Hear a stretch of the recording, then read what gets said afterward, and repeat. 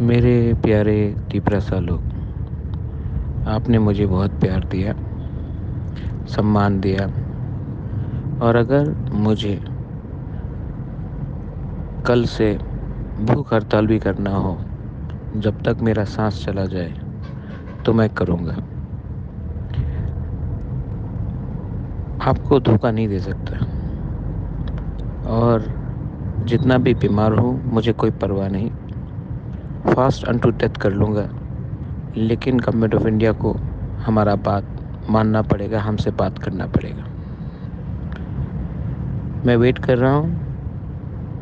और अगर कल तक नहीं हुआ तो आपका बुबागरा फास्ट अनटू डेथ कर लेगा, लेकिन अपने तिपरासा को कुछ देगा।